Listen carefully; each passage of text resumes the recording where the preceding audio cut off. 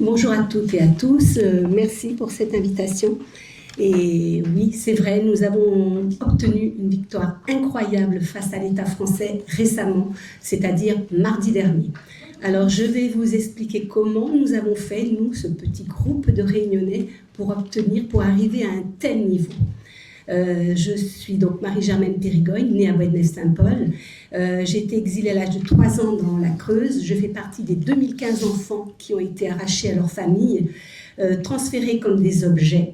Et je dirais qu'en fin de compte, nous étions tous considérés nés sous X, alors que nos parents étaient en vie, des bébés jusqu'aux adolescents.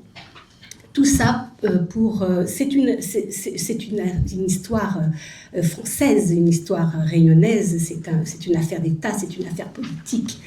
Bon, je ne vais pas rentrer dans les détails parce que je pense que vous connaissez l'histoire des enfants dits de la Creuse. Bon, je me souviens des propos de Bérénice, là, nous avons subi tous les traumatismes qu'elle a énoncés, que ce soit la maltraitance, les viols, filles, garçons. Ça a été des parcours de vie broyés. Mais donc le combat que nous menons depuis des années, ça fait des décennies, je vous dirais que nous avons commencé en 2013. En 2014, Erika Barretch porte une résolution à l'Assemblée nationale qui est votée à la majorité. L'État français reconnaît sa faute morale.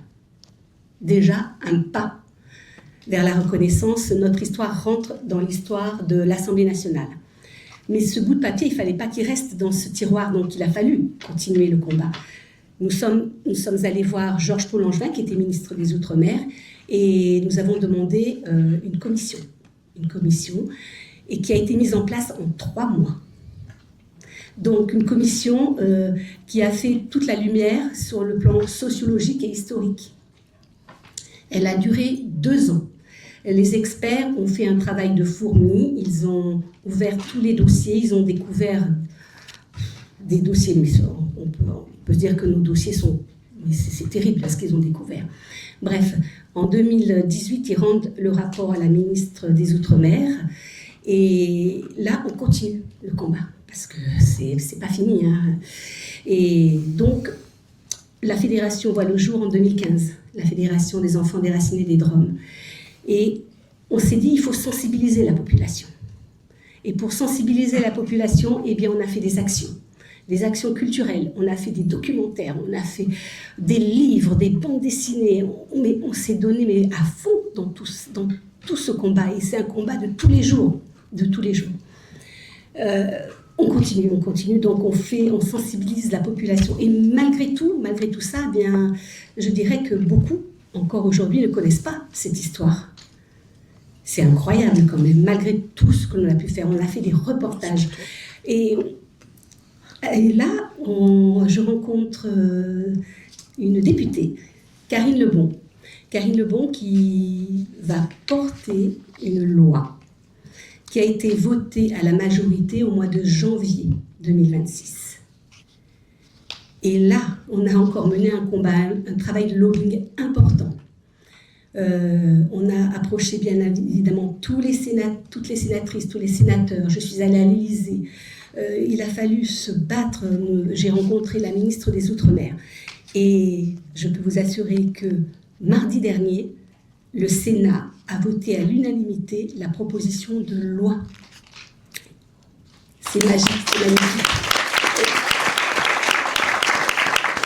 L'État français reconnaît sa faute. L'État français reconnaît qu'il n'a pas su protéger ses enfants, et il reconnaît aussi tous nos traumatismes. Alors, que dit cette loi? Il y a 2 volets. Les réparations mémorielles, un lieu de mémoire et de ressources dans la Creuse. On a choisi la Creuse pour ne plus stigmatiser ce département. Notre chez nous, un lieu de mémoire et de ressources vivant. Notre histoire va rentrer dans les manuels scolaires. Ça, c'est grandiose, parce que la transmission est essentielle. Et nous aurons aussi une journée commémorative tous les 18 février, une journée commémorative institutionnalisée. Et on a choisi le 18 février. Pourquoi? Parce que le 18 février 2014, Erika Barretch a porté la résolution. L'État français, c'est la première fois qu'elle est là, voilà, bref. Et on aura aussi la réparation financière. Comment va-t-on faire? Alors, comment ça va se passer? Donc, la loi a été votée là, le 16 juin. Elle va être promulguée rapidement. Je suis allée à l'Élysée, a priori, ils m'ont dit que ça va être assez rapide. Le plus long, c'est la mise en place des décrets. La ministre des Outre-mer nous a promis et s'engage à ce que le décret de la mise en place d'une commission de reconnaissance voit le jour là avant la fin de l'année, que le décret soit signé avant la fin de l'année. Il faut absolument là que ça aille vite.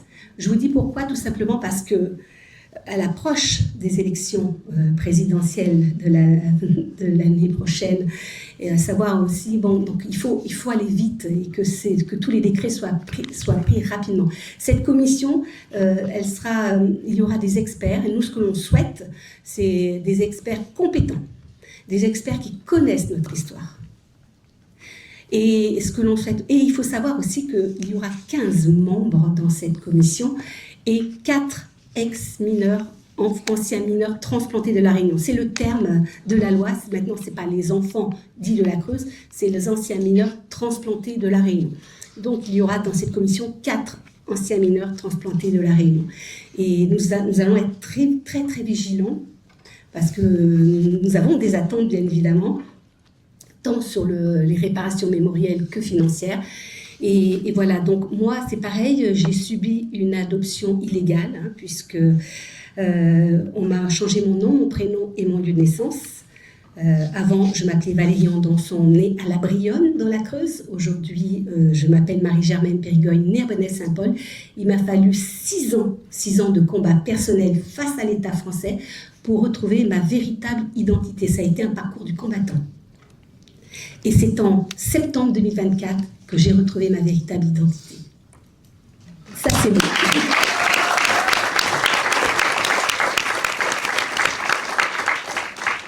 Ça a été une véritable renaissance pour moi, en sachant aussi que j'ai retrouvé mon papa biologique en 2020 et que tous ces parcours de vie correspondent un peu à tout ce que vous avez dit.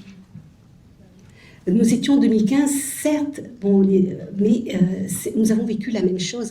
Ne serait-ce qu'une victime, eh bien non, c'est une victime de trop, quoi qu'il en soit.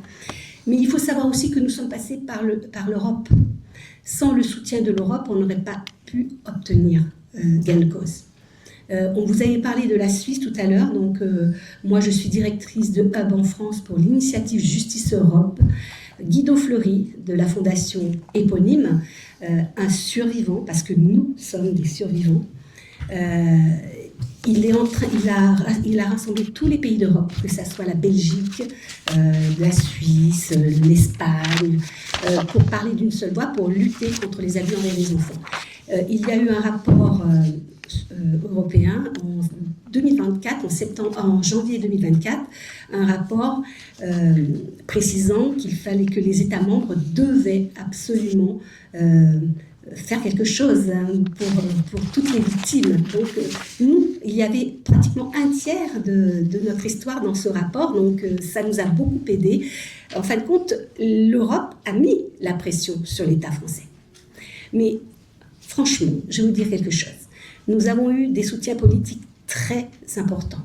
Nous avons eu des soutiens des experts, des soutiens journalistiques, parce que aussi, il faut avoir les journalistes à nos côtés. Mais c'est grâce à nous, grâce à notre combat, à notre volonté et à notre persévérance que nous avons réussi. Donc, il faut vous battre jusqu'au bout. Lâcher. Il ne faut strictement rien lâcher, c'est long. Vous allez faire des pas en arrière, mais vous allez faire des pas en avant. Nous, sur le plan juridique, il y a eu une plainte au niveau européen. Les ex-mineurs, les anciens mineurs transplantés de la Réunion, je déteste ce terme transplanté, mais bon, bref, eh bien, ont été déboutés pour prescription quadriennale. Il aurait fallu porter plainte avant nos 25 ans. Donc, sur le plan personnel, il n'était plus possible de porter plainte. Donc, c'est pour ça que là, nous allons sur le collectif et nous allons passer par la justice transitionnelle. Alors, qu'est-ce que c'est que la justice transitionnelle? Les experts qui sont dans la salle sauront mieux expliquer ce qu'est la justice transitionnelle. Mais voilà, pour vous dire que ne lâchez rien, vous vous rendez compte, nous, un petit groupe de Réunionnais, nous avons réussi à faire fléchir l'État français. C'est énorme, c'est exceptionnel.